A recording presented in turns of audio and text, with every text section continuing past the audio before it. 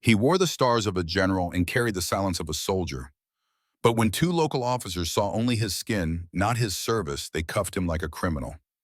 They didn't know who he was. They didn't care until one phone call changed everything.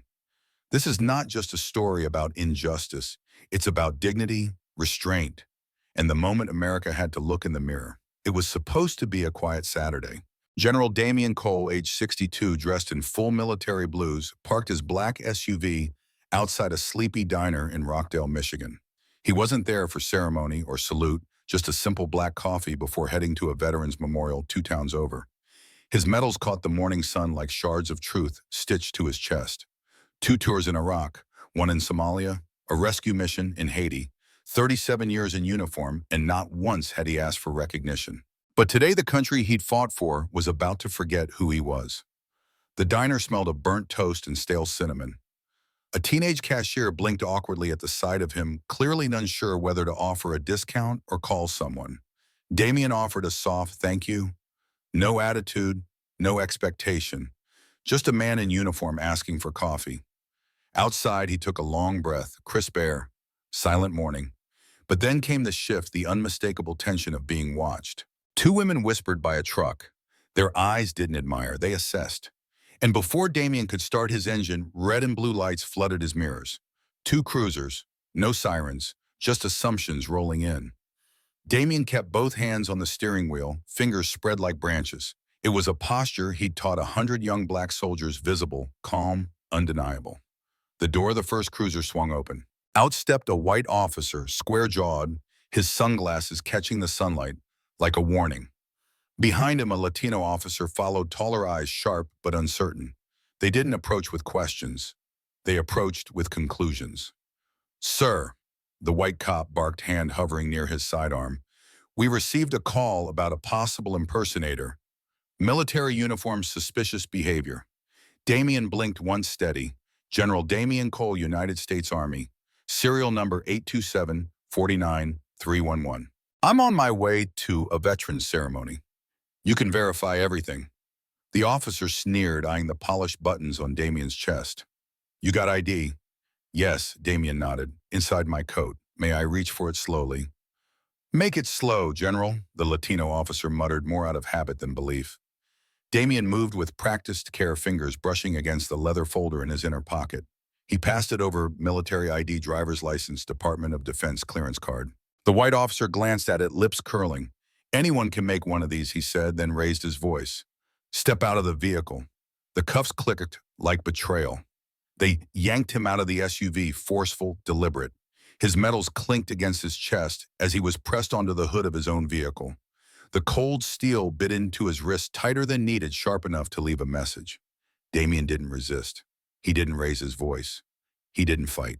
He'd fought in places where people didn't have names, only numbers, only coordinates. He knew restraint, but this was humiliation on home soil. People watched. Inside the cafe, faces pressed against fogged windows. Outside, a small crowd gathered. Some held phones, filming behind shaky hands. A woman in a red cap pointed and muttered something to the white cop. He nodded like she'd confirmed a long-held suspicion. Damien turned to her calmly. She flinched. "I told you," she muttered. "He doesn't belong here." That was the truth of it, wasn't it? Not about stolen valor, not about threats, just belonging. And to them, a black man in full dress blues couldn't possibly belong. The Latino officer, Torres, hesitated. "Sir, we can sort this at the station," he said. Damien lifted his eyes, voice like stone. "You're not sorting anything. You're confirming who I am. Call the Pentagon." They didn't listen. The white cop, Wallace, the name stitched bold on his chest, smirked like this was a game. "Sure, we'll call the president next. Maybe you're best friends with him, too." He dragged Damien toward the cruiser, proud, posturing for the gathering crowd. Torres glanced at the ID again, eyes narrowing at the rank. "Major General," he whispered to himself, lips barely moving. But by now the machine had started. The script had been activated. A suspicious subject, a possible impersonator. That's all it took. Damien was shoved into the back seat of the cruiser like a thief, his ribbons still gleaming through the glass. The ride to the station was short but heavy. Wallace chuckled. "So what's the event, General Comic-Con? Halloween come early?" Damien didn't respond. Torres shifted uncomfortably. Veterans Honor Ceremony, Damien said softly. 20 names on the wall today. 20 men who never made it home. Torres blinked, looked ahead, said nothing. Wallace scoffed. Yeah, right. Let's see what the captain thinks.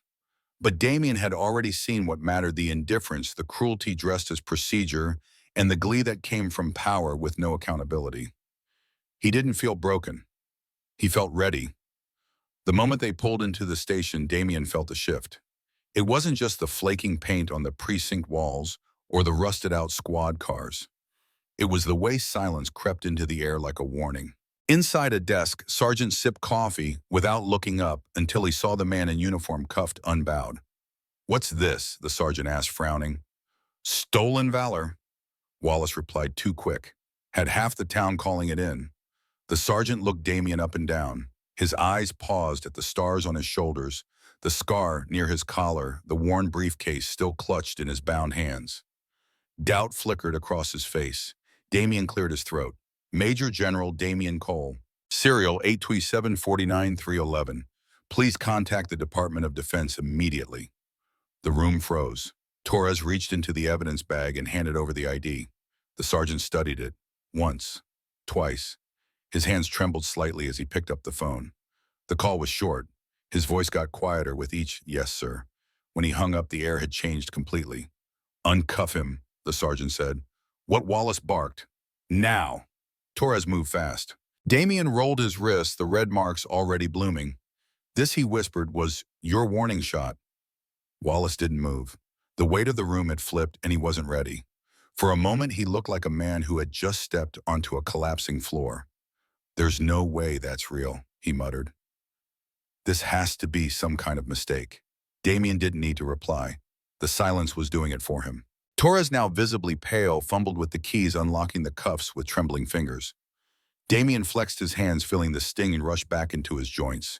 He didn't wince. He just straightened his jacket, fixed his collar, and stood up taller than before, not because of pride, but because of presence. "I'd like to use your phone," he said, voice calm. The desk sergeant didn't argue. He pushed the station phone across the counter like it was made of glass. Damien picked it up with grace, dialing a number he knew by heart. It rang once. "This is Colonel Adrian Knox. This is Major General Damien Cole. I've just been detained and cuffed by local officers in Rockdale, Michigan. I need verification issued." "Now, yes, sir," Knox answered instantly. "We'll be there within the hour." Damien hung up the phone, and now the countdown had begun. You could feel it in the air. Change was coming, and it wasn't subtle. Wallace stood rigid by the wall, arms folded, lips tight. He hadn't been suspended yet, but everyone could feel it hanging in the space between them. Torres stayed near the corner, no longer a participant, just a witness to a reckoning he had helped ignite. The desk sergeant shifted from one foot to another, stealing glances at the entrance every few seconds. No one spoke, but no one left. They all stayed, as if some part of them already knew history was about to walk through the door. It didn't take long. The first SUV arrived silently, black, sleek, federal. Then another. Doors didn't slam. They opened like chess pieces, moving in sequence. 3 agents stepped out. One wore a dark suit, a badge clipped discreetly to his belt. The other 2 flanked him like shadows. Behind them came a fourth, a woman in uniform, Colonel Naomi Chase. Her face held no emotion, but her eyes cut through the glass like a searchlight. She walked into the station without a word, scanning the room, once stopping on Damien. "General Cole," she said, "are you unharmed?" He nodded once. "Good," she said. "Now let's talk about accountability." Colonel Naomi Chase didn't raise her voice. She didn't have to. "Which officer placed the general in restraints?" she asked, her tone surgical. Wallace lifted his chin. "That would be me. We had probable cause. Stop." One word, not a command or correction. And it landed like a gavel. You handcuffed a decorated 3-star general without verifying ID, despite being presented official documents.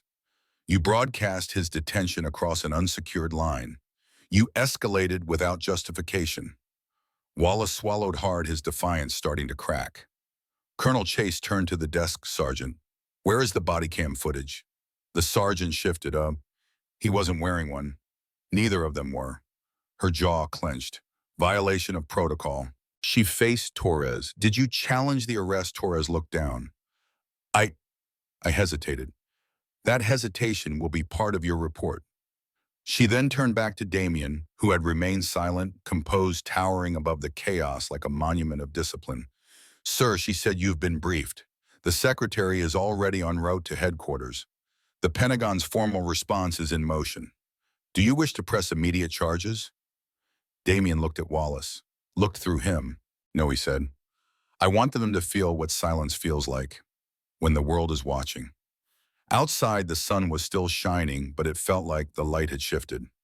Word spread fast, too fast for anyone to control. Someone at the station had recorded part of the incident on their phone.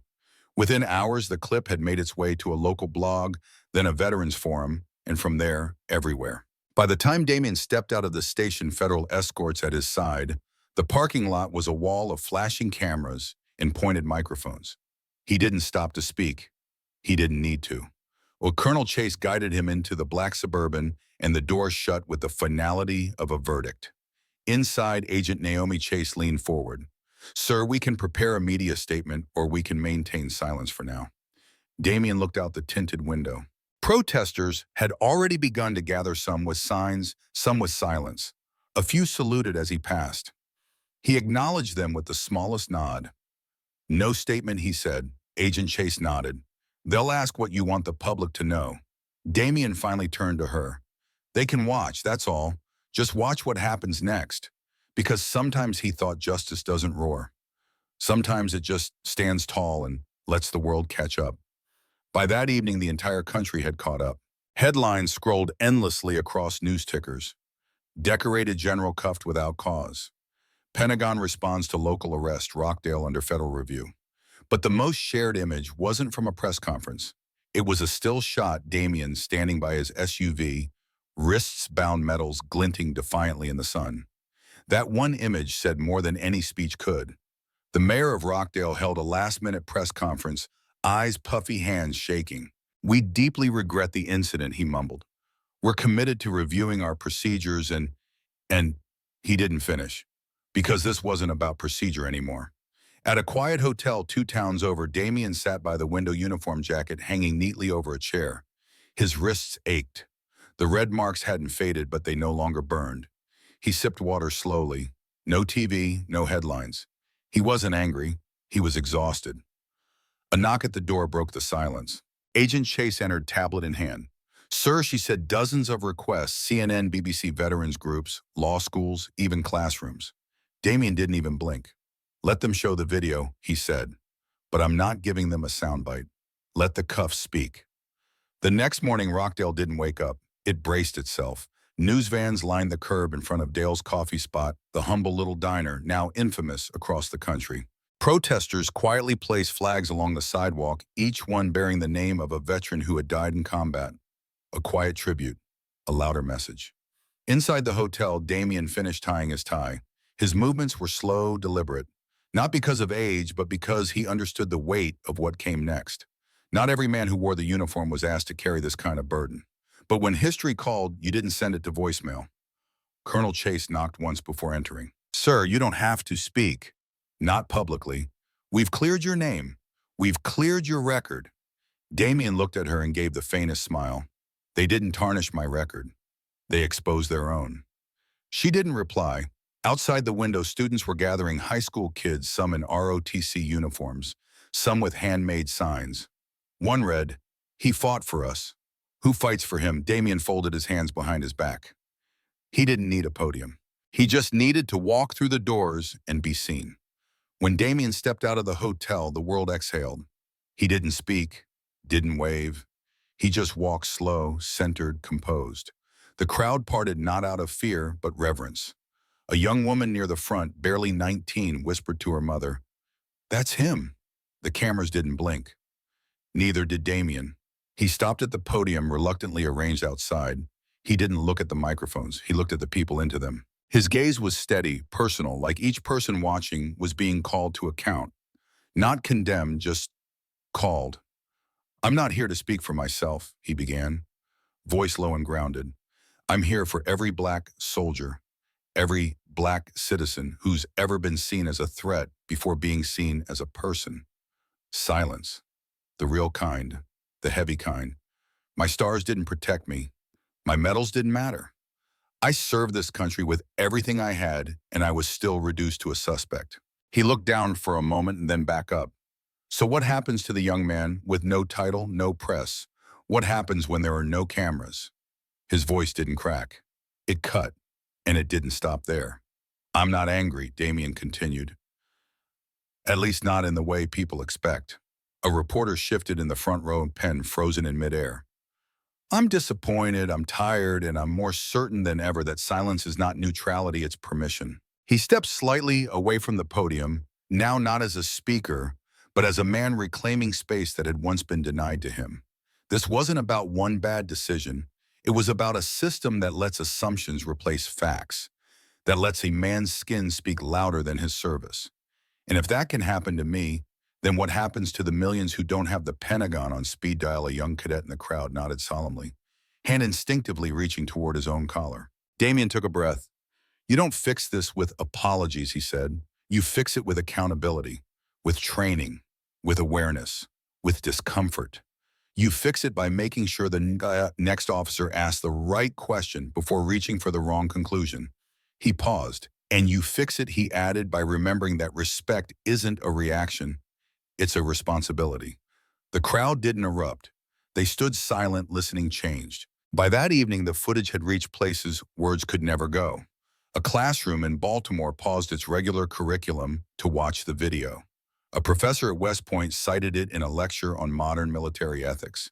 Even in private family circles, the conversation shifted from race to reality to responsibility.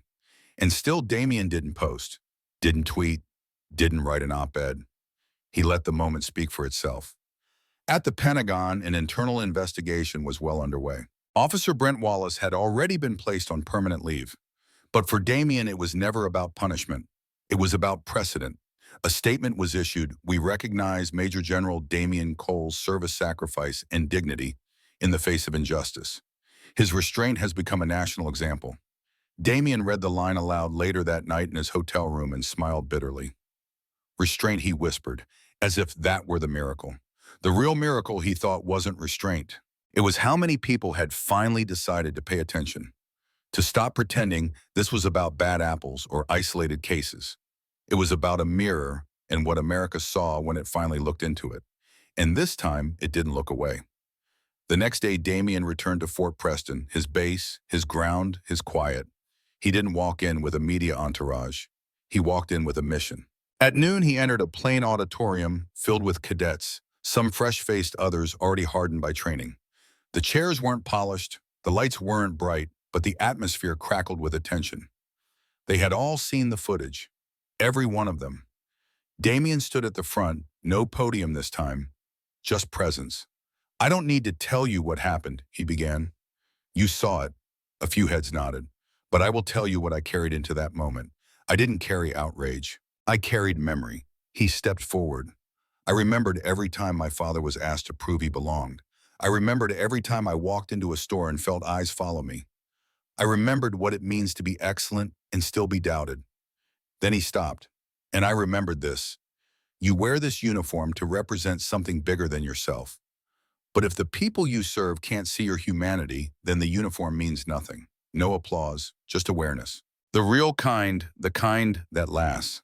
The cadets didn't speak, but their silence was filled with attention. Damien let it breathe. He didn't rush. He knew the gravity of what they were absorbing wasn't about policy. It was about perception, about power, about presence. You'll wear this uniform with pride, he said. But remember, some people will only see the cloth, not the character. And others won't see either. He paused. That's why you train for more than combat. You train for contradiction. You train to lead in rooms that doubt you before you open your mouth. From the back row, a young black cadet lifted his hand. Sir, how do you stay calm when everything in you wants to speak louder? Damien smiled, not the polite kind, but the kind carved from experience. Because my life isn't in that moment, he said. It's in everything that came before it and everything I'll choose after. He let the answer settle. You don't fight every fire by burning the building down, he added. Sometimes you stand still, let them smell the smoke, and make them ask who lit the match. That was leadership. And for many in that room, it was the first time they truly understood what it meant. Later that evening, Damien sat alone in his office. The medals on his desk were still, the flags in the corner untouched. Yet everything inside him was moving. Memories, voices, regrets that surfaced when the applause faded. He reached for a leather notebook, his father's. The pages were yellowed with time, the handwriting sharp and neat.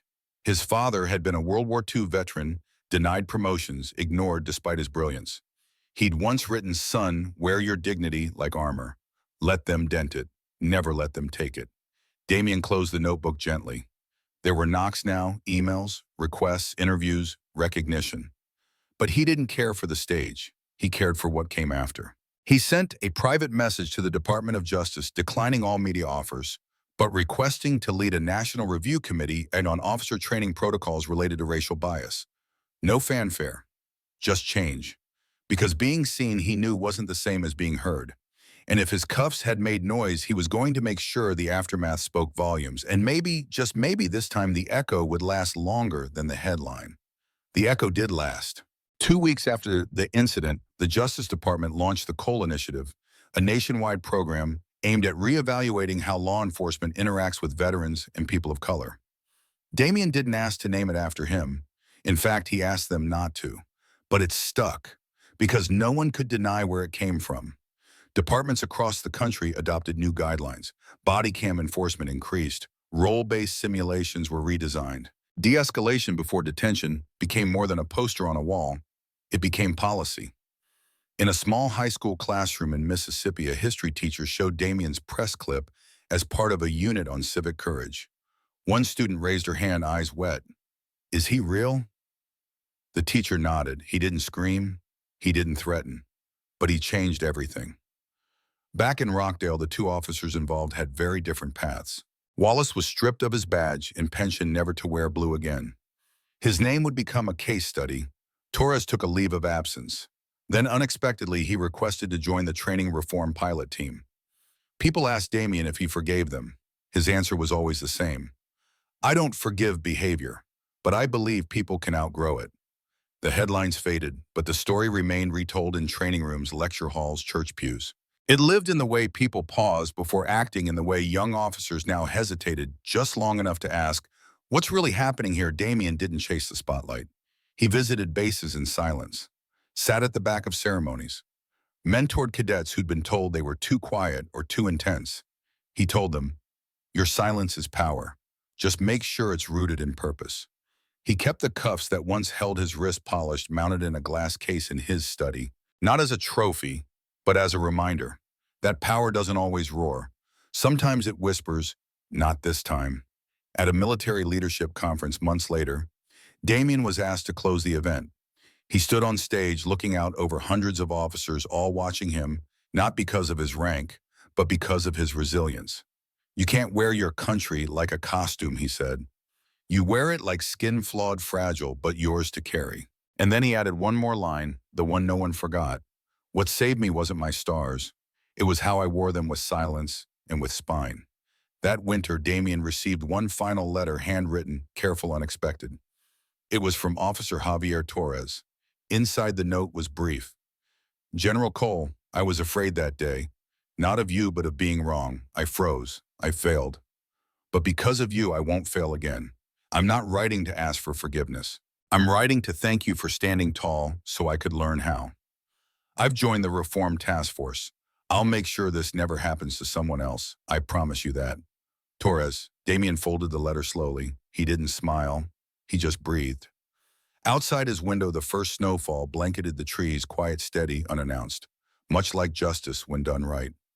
He stood, picked up the notebook from his father once again, and added one last line. "The world didn't change because I yelled. It changed because I stood still long enough for the noise to echo back into truth." Then he closed the cover, turned out the lights, and let the silence settle, not as surrender, but as legacy. 3 months later, Damien found himself back at Dale's coffee spot. Not because he wanted to relive it, but because he believed healing doesn't come from distance. It comes from return. The cafe was quiet that morning. No cameras, no protesters. Just the smell of cinnamon toast and burnt coffee. The cashier was new, young, polite. She didn't flinch when she saw his uniform. She just smiled. "Black coffee, sir." He nodded. As he waited, an older man in a veteran's cap walked over. He didn't speak right away, just stood beside Damien, hands shaking slightly as he held out a folded paper. It was a clipping from the day Damien stood at the podium. "You didn't just speak for you," the man said. "You spoke for all of us." Damien accepted the paper, eyes softening. Outside, the street was calm, but something about it had shifted. Maybe not visible, but felt. He stepped out with his coffee and sat on the same bench where it all started. But this time, no one called the cops. This time, people nodded. Sometimes the greatest change isn't loud. It's the absence of what used to be. In Washington, a mural went up unexpected, unannounced. It wasn't flashy, no political slogans, no bold colors. Just a quiet image of a man standing tall in uniform, hands behind his back, eyes forward. No caption. Just a name etched small in the corner, Cole. Damien didn't attend the unveiling. He was never one for monuments. But when a reporter asked him what he thought about the tribute, his response was simple: "I didn't stand there so they'd paint me. I stood there so they'd see me." That mural began appearing in school textbooks, in training manuals, in classrooms where conversations once felt too hard to begin. And every time a student asked, what did he do to deserve being handcuffed, the lesson wasn't about blame. It was about blindness. One teacher, a veteran herself, summed it best. He reminded us that justice isn't just about who wears the badge. It's about who's willing to stand even when they shouldn't have to. In cities and towns that once looked away, people started looking closer. And maybe that Damien thought was enough. One quiet afternoon, Damien visited a small military cemetery just outside of Atlanta. He wasn't there for a ceremony or a speech. He was there for someone else, a young soldier he'd once mentored who never made it home from Kabul.